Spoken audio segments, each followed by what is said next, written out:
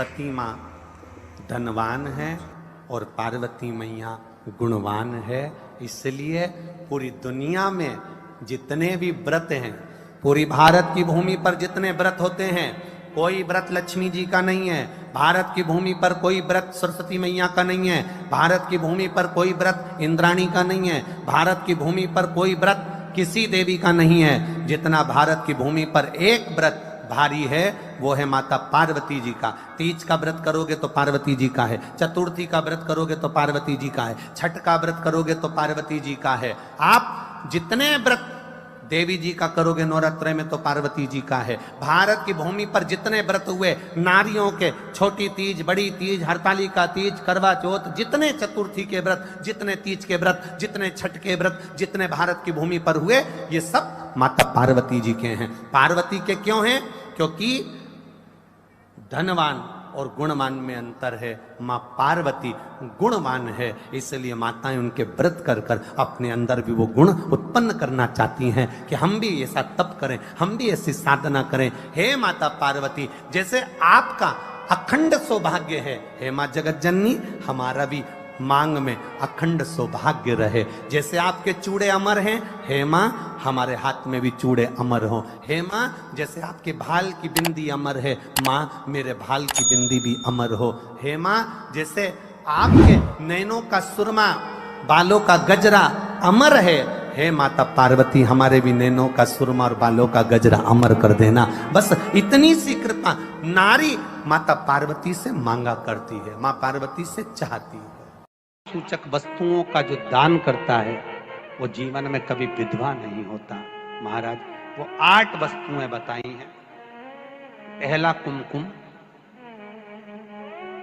दूसरा पुष्प, चाहे लाल हो, चाहे सफेद हो, चाहे पीला हो, पुष्प कोई भी हो। तीसरे नंबर पर है चंदन। चौथे नंबर पर है तांबुल, बीड़ा।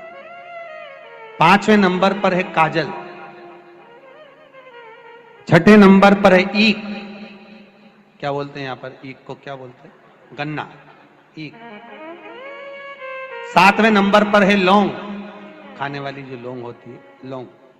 और 7वें नंबर पर है, 8वें नंबर पर है जीरा। कहते हैं चैत्र महीने की तृतीया तिथि को बिना नमक का भोजन कर कर, सुबह बिना नमक का भोजन करें, एक समय फलाहार करें बिना नमक का, और तुलादान के बराबर एक पलड़े में अपन बैठकर 8 वस्तुएं तुला की रख कर जो दान दे देता है वो नारी कभी विधवा होकर नहीं जाती, 7 जन्म तक अखंड सौभाग्यवती रहती है। अखंड सौभाग्य कार्य करेंगे तो भी सौभाग्य की सामग्री देंगे। सौभाग्य की सामग्री का दान क्यों किया जाए? सौभाग्य सूचक वस्तुओं का दान क्यों किया जाए? सौभाग्य की वस्तुएं क्यों प्रदान करी जाती है, क्यों दी जाती है? उसका कारण क्या है?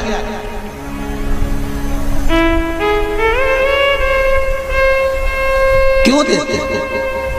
महाराज भारत की भूमि की सौभाग्यवती माताओं का एक मन की अभिलाषा रहती है। भारत की भूमि की माताओं की एक अभिलाषा रहती है कि जब उसके प्राण छूटे तो अखंड सौभाग्य धारण करके पति के कंधे पर और पुत्र के कंधे पर शमशान कर।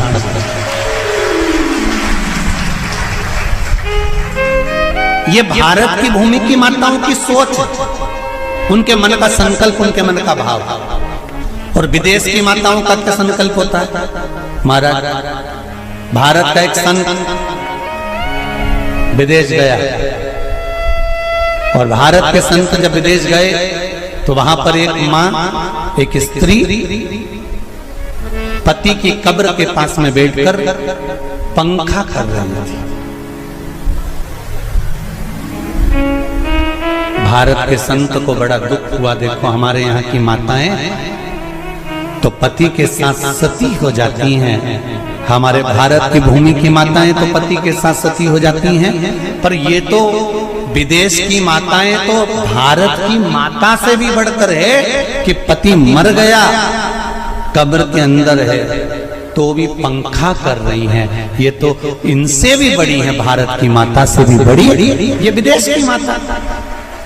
तो भारत के संत से रहा नहीं गया और भारत के संत ने जाकर पूछ लिया विदेश की माता से, माँ जी एक बात बताओ, हमारे यहाँ पति के साथ पत्नी सती हो जाती है, वो प्रथम गिनती में आती है, पर तुम तो उससे भी बड़ी हो कि पति मर गया उसके बाद भी उसकी कब्र को पंखा कर रही हो।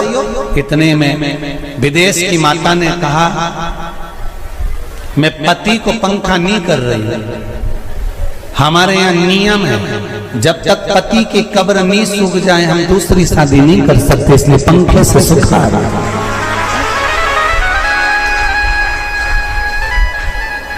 इसलिए पंखे से सुखा रही है। मेरे भारत की माताओं में और विदेश की माताओं में अंतर है साहब। मेरे भारत की माताएं अखंड सौभाग्य की वस्तुएं धारण कर कर अपने आप को गौरवान्वितता महसूस करती हैं और विदेश की माताएं ये सब वस्तुएं उतार कर गौरवान्वितता महसूस करती हैं।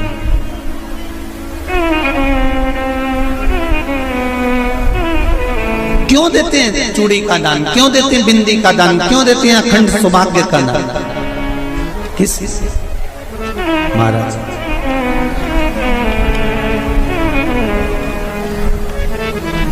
मेरे हाथों में भर भर के चूड़ी रहे, मेरे हाथों में भर भर के चूड़ी और मैया कोई कामना,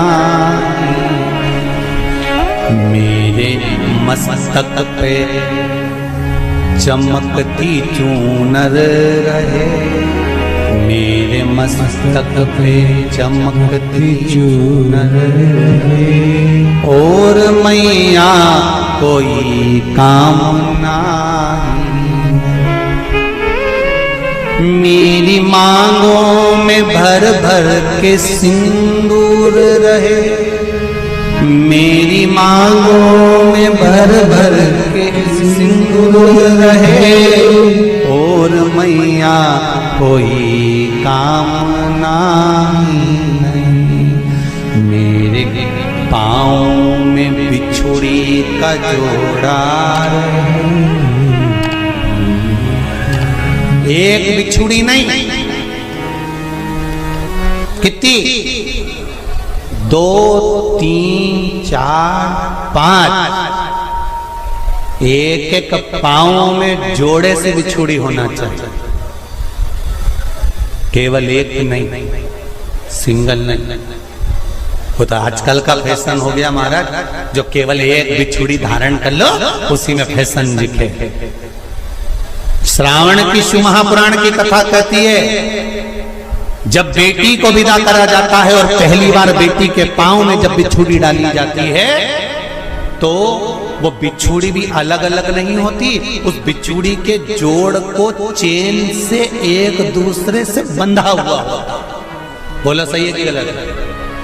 जितने आस्था चैनल पर कथा सुन रहे हैं, जितने फेसबुक पर सुन रहे हैं, यूट्यूब पर सुन रहे हैं, सुन लेना कि मेरे भारत की माताओं का जब पाणी ग्रहण संस्कार किसी बेटी का होता है, उसके पांव में जब पहली बार बिछुड़ा पिनाया जाता है, बिछुड़ी पिनाई जाती है, तो वो बिछुड़ी भी एक दूसरे से बंधी हुई होती है, चेन से बंधी हुई होती है।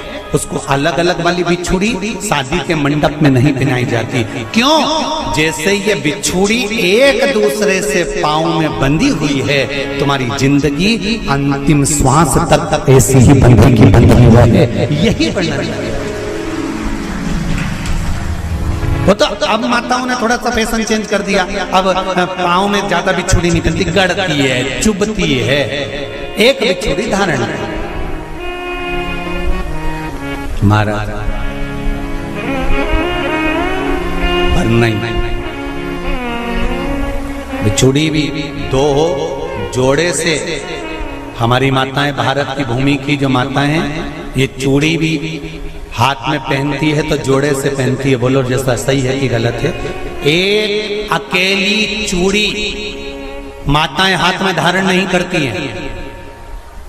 अगर भारत की भूमि की संस्कारित माताएं हैं और भारत की भूमि